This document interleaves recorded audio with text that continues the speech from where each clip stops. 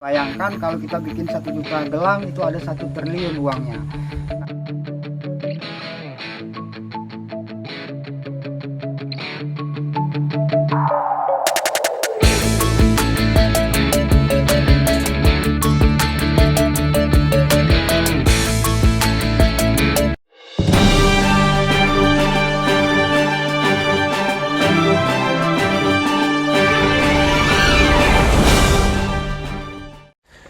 Saudara sekalian, hari ini saya berada di Desa Sukamaju, Kecamatan Mestong, Kabupaten Muaro Jambi, Provinsi Jambi.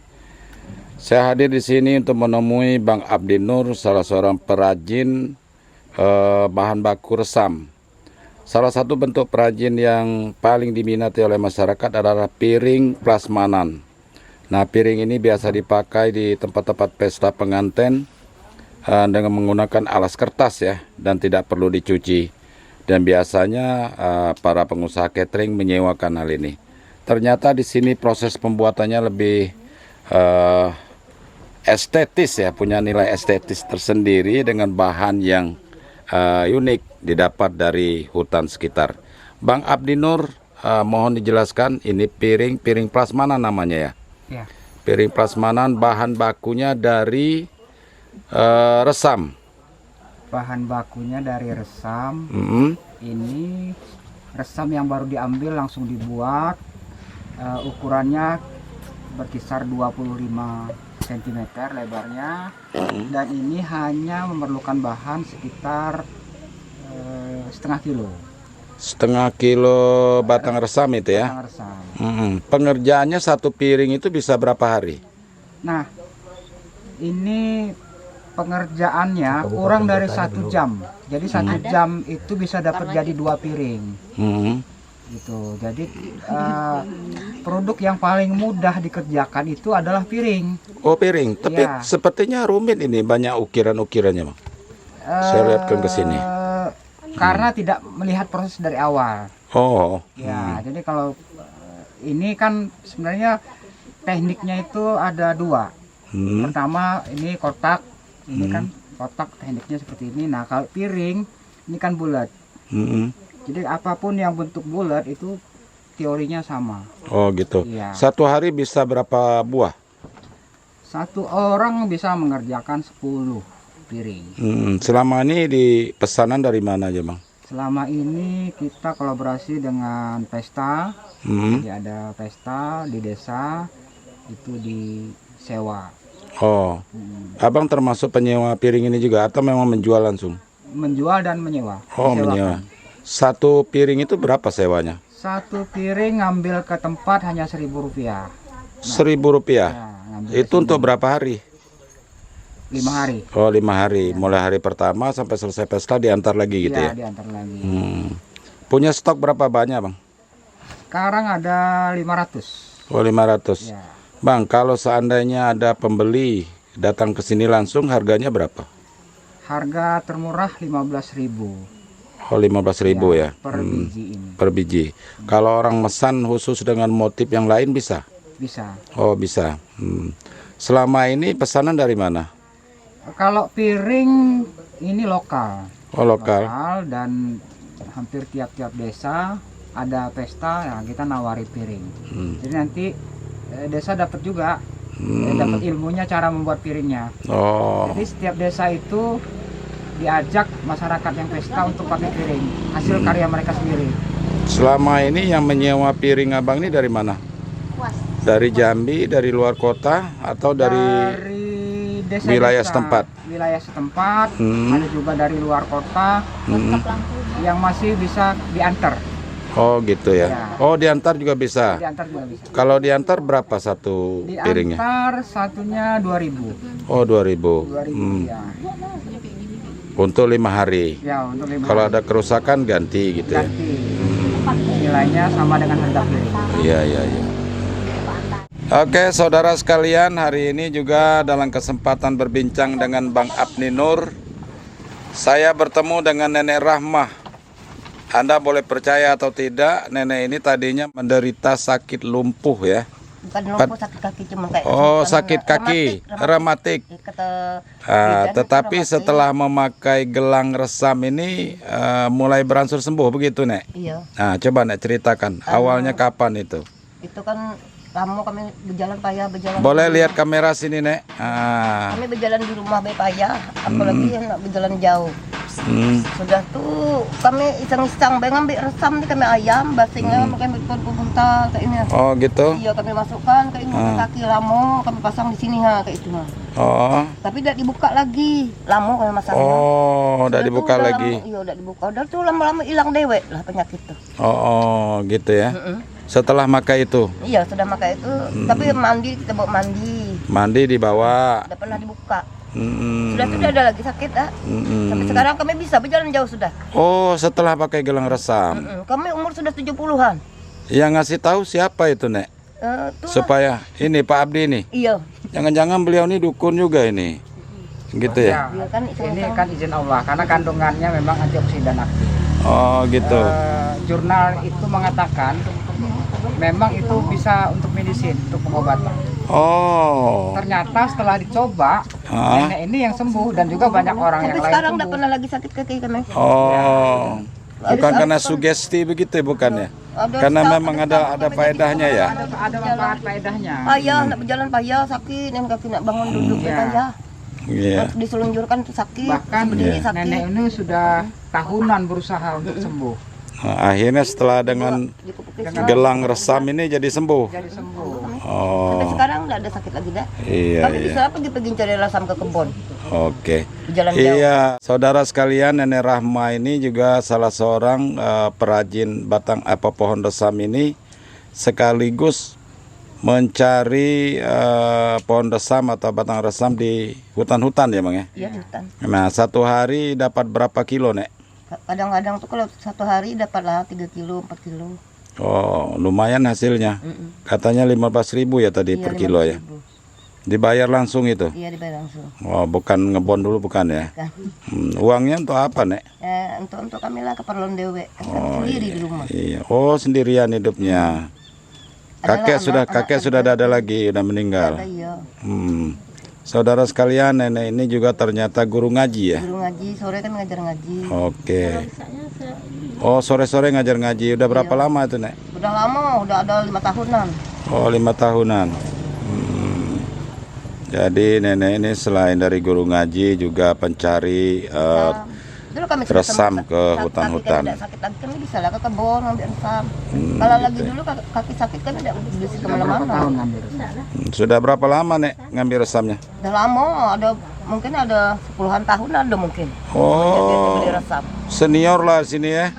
Lama, udah lagi harga 3.000 dulu. Oh, dari harga 3.000. Sekarang sampai 15.000. Oh, iya. Baik, Nenek, terima kasih ya. Mudah-mudahan pengalaman Nenek ini bisa menular ke yang lain. Yang sakit rematik, yang kakinya sakit-sakit, tangannya dengan memakai batang resam ini semoga bisa sembuh. Nama saya Abdi Nur. Jadi pendidikan terakhir saya diploma Universitas IKIP Bandung, dan saya untuk S2 itu berproses karena hasil penelitian resamnya udah lolos diuji. Jadi saya untuk ngambil Master of Resamnya itu secara ilmiahnya sudah dapat, sudah lolos, tapi saya nggak melanjutkan karena tidak terlalu penting. Jadi tidak terlalu penting menurut saya. Yang penting saya bagaimana menjadikan resam ini banyak produk-produk. Saya lahir di Kuala Tungkal, anak saya 4, istri 1, usia saya 60 tahun, dan saya fokus pada pendidikan, mengajar ke desa-desa, dan terakhir saya ngajar di wilayah Riau. Mungkin nanti balik lagi ke Jambi, jadi saya fokus mengunjungi desa-desa yang ada resam. Saya bangga karena banyak melihat ibu-ibu yang sudah berhasil ngolah resam ini jadi rupiah. Nah, itu satu kebanggaan. Kemudian artinya memang saya lebih sukses melihat orang lain. Jadi sukses melihat orang lain lebih daripada diri saya, khususnya mengolah resam. Nah, kalau saya kan prestasi yang saya banggakan itu gelang saja saya bisa jual sampai 1 juta rupiah di Eropa. Jadi itu prestasi. Bayangkan kalau kita bikin 1 juta gelang itu ada 1 triliun uangnya. Nah, jadi ketika saya mau berangkat lagi ke Eropa, COVID. Jadi tapi saya bukan fokus ke materi, saya ingin risetnya itu yang dijual. Nah, keistimewaan dari resam itu sembuhnya ketika orang diare, orang lumpuh, kayak nenek itu lumpuh bisa berjalan. Jadi ada istimewanya resam itu. Nah itu mau kita jual di pasar Eropa dengan harga 1 juta rupiah 1 gelang, dan itu sangat murah, jadi hanya sekitar $14 itu. Dan itu menjadi rebutan, jadi itu satu kebanggaan. Jadi ada temuan baru yang terus kita coba nanti di Bali, kita kolaborasi bagaimana nilai resam itu menjadi mahal, dan itu nilainya tidak terhingga. Bentuk ininya pengabdian kita kepada masyarakat. Ya, kemarin kita menyumbang musolah juga di beberapa desa yang kita ini. Jadi lebih kepada bangga terhadap masyarakat yang sukses dengan resam ini. Nah, kalau untuk sisi finansialnya ya kita bersyukur aja dengan apa adanya. Tidak terlalu, yang penting bagaimana ini untuk umat manusia aja. Bagaimana potensi alam ini, kami menyebutnya harta karun, karena nenek itu bilang seluas-luasnya kebun tuh punya dia karena boleh ngambil. Jadi sangat senang karena memang orang yang punya kebun pun boleh mengambil resam ini. Nah, itu satu kebanggaan kami. Kita sejak 2008 ya.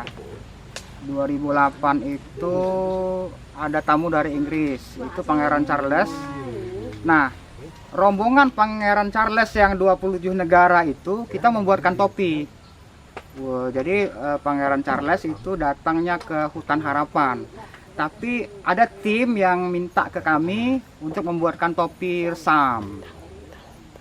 Ya, tahun 2008, Insya Allah, kalau nggak salah tahun 2008 itu masih Gubernur almarhum Zulkifli Nurdin. Kemudian selanjutnya dari situ banyak negara-negara yang datang ke sini belajar, seperti misalnya Kanada. Ada pertukaran pemuda, mereka belajar sampai 3 bulan di sini bagaimana mengolah resam itu menjadi gelang. Kemudian ada Filipina juga.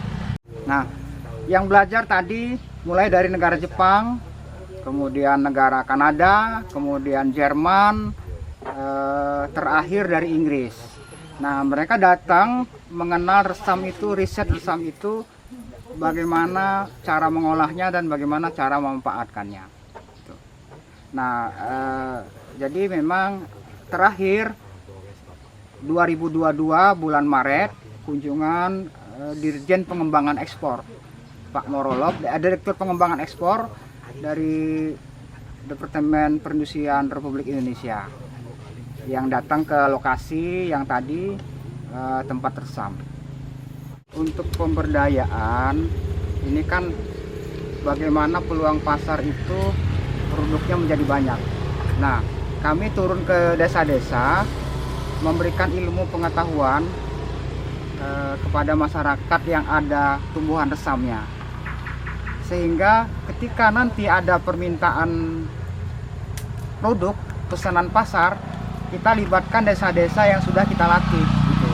Nah, jadi bagaimana karena sejalan dengan program KPTJ juga memberikan edukasi kepada masyarakat, dan sehingga terjadilah kolaborasi.